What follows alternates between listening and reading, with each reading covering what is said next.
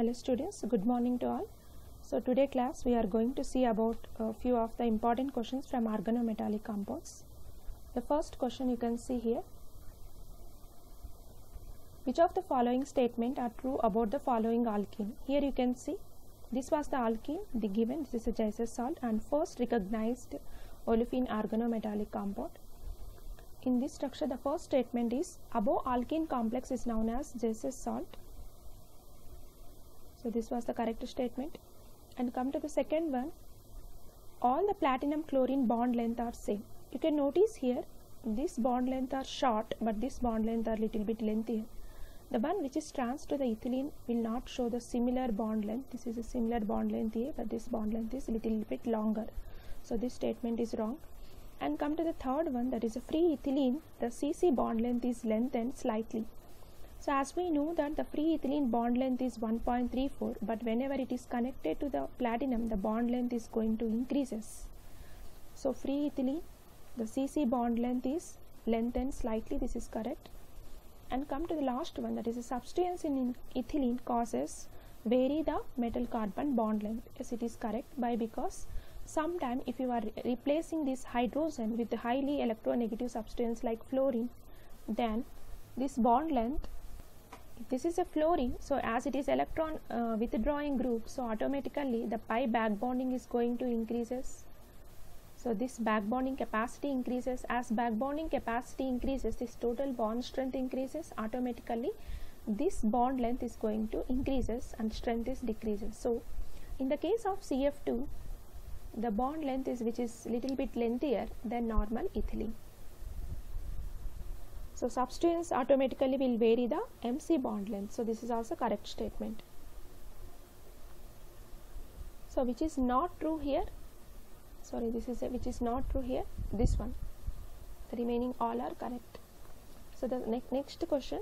Which of the following statement about the ferrocene is false? This is the structure of ferrocene, as all of you know that. So it obeys 18 electron rule or not, we will check here. Iron is having outermost electrons, it is having total 8 electrons, and as we know Cp is a 5 electron donor, and it is a eta 5 connectivity.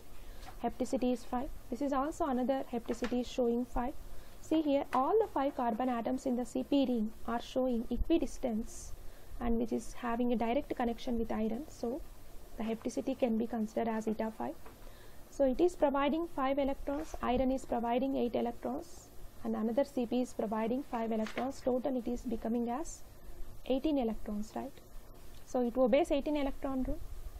As it doesn't have any unpaired electrons, so it must be diamagnetic and it is an iron solid, well known fact, and it is resist to the electrophilic substitution reactions. As we know that the Cp undergo electrophilic substitution reaction, it do not resist generally. So this is the wrong answer.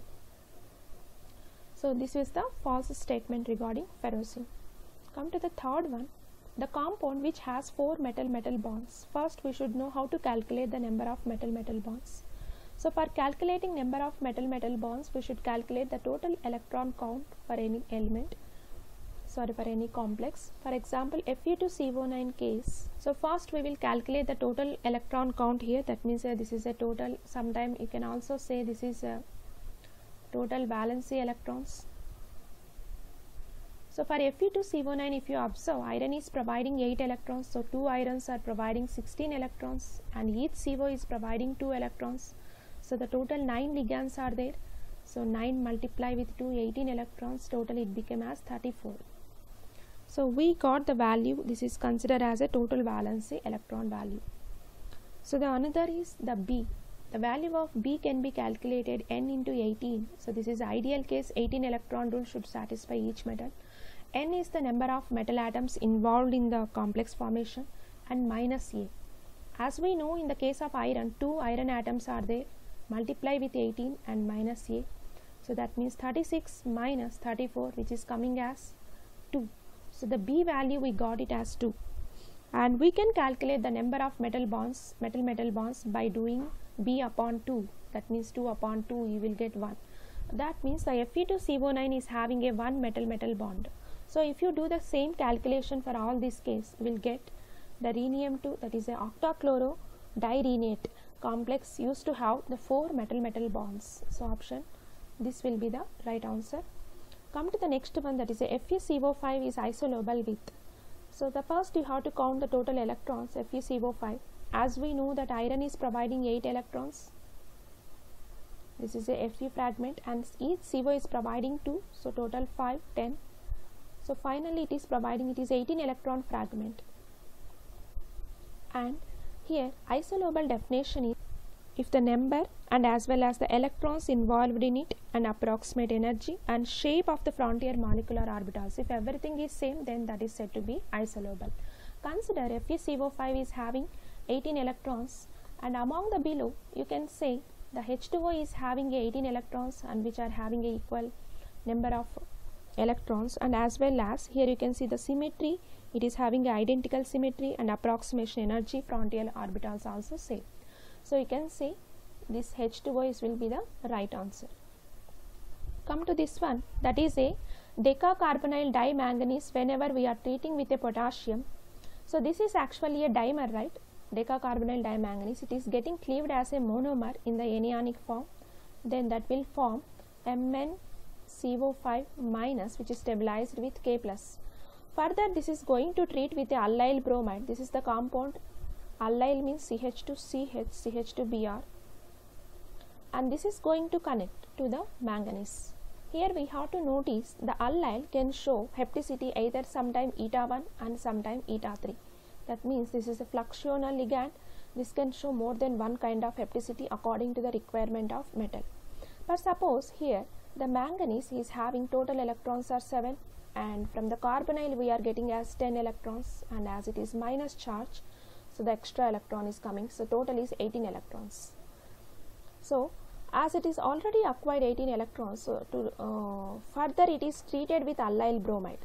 So what will happen? So one of the ligand is going to replace with allyl bromide, and it will loses negative charge. See here, no option is having negative charge, all are neutral. That means is it a neutral? So 1 CO plus 1 negative charge, that is 1 electron. So total 3 electrons has been replaced. So here allyl must be acting as a eta 3 connectivity by replacing one of the CO from manganese. So this will be the right answer. So come to the next question. Regarding the cycle of hydrogenation of alkenes involving, that is a chlorotris triphenyl phosphine as a catalyst, what is the correct statement? So as we know, this is a Wilkinson catalyst. What is the Wilkinson catalyst? That is a chlorotris triphenyl phosphine rhodium, where this is a triphenyl phosphine, 3 triphenyl phosphine will be there. As in the name already tri is there, we should not use tri again, so tris we have to pronounce, and it is attached to the chloro. As it is a neutral complex, the chlorine is -1 and the rhodium is +1 charge, and this is acting as a catalyst and which is involving the addition of hydrogen. We must have to remember the addition of homodiatomic molecule to the square planar complex always leads to the cis-soidal addition. That means the both hydrogens can get cleave homolytic fashion, and it is going to connect to the rhodium in the same side, same phase. So here it is going to form the cis-soidal addition.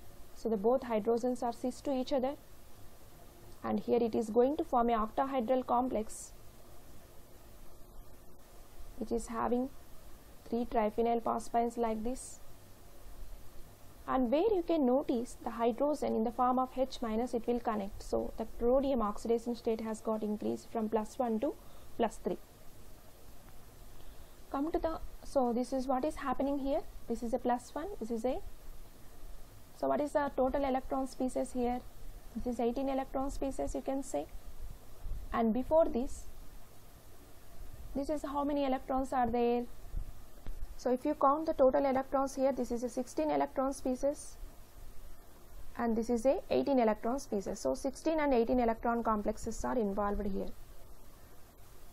So come to the next one, that is a total number of valency electrons in this below complex. So they are asking about only the valency electrons. So as we know, the tungsten is a chromium family, it is providing 6 electrons for the cluster skeleton. And is it a eta 3 Cp, so it is providing 3 electrons only. It is eta 5, so 5 electrons. And each CO can donate 2 electrons, so total it is providing 4 electrons. If you count, the total will become as, it is if you count this total value, it will become as 80. So the value we are getting here is 80. So you can say 80.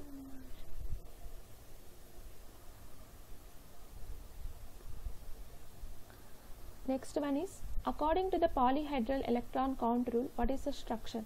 The structure here they have given. They are asking whether you have to say whether it is clozo, nido or acno. In these cases, how to find? By using polyhedral electron count rule. This is a rhodium 6 CO16.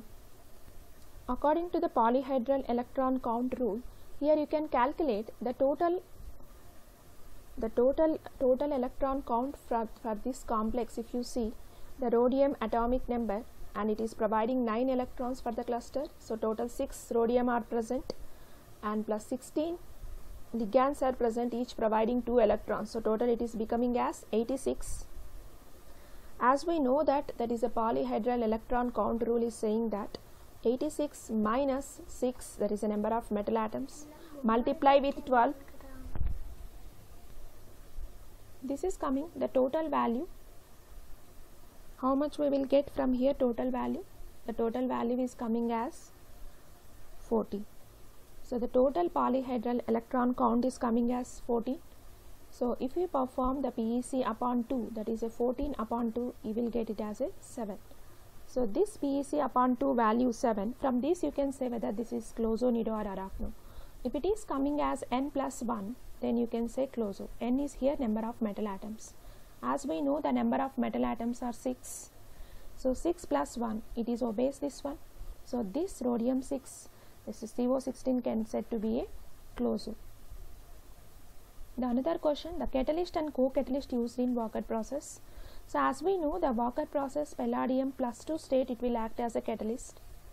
And here the catalyst, the actual we are using the palladium Cl4 2- as a catalyst, and where palladium is in plus 2 oxidation state, and here Cu plus 2, this is a cupric chloride which will act as a co-catalyst.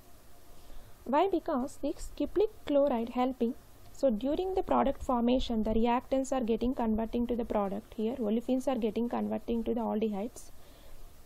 In this reaction, the palladium plus 2 is consumed and it will convert to the palladium 0, which is inactive form.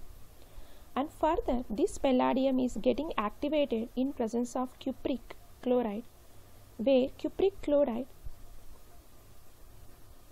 is going to give 2 electrons to the palladium, and this will become again activated palladium plus 2. In this process, the cupric chloride will get converted to the cuprous, which is inactive form. Basically, this cupric chloride is a co-catalyst which is helping in the regeneration process of a catalyst. Regeneration means it has consumed from plus 2 to 0. Again this 0 is getting converting to the plus 2. This is a regeneration process. This regeneration process is happening in presence of cupric. So this will act as a co-catalyst. And the next one, the compound which has 4 metal-metal bonds. As we already discussed how to calculate 4 metal-metal bonds earlier. So if you perform using that formula, you can say this compound is having a 4 metal-metal bonds. So thanks for watching this video.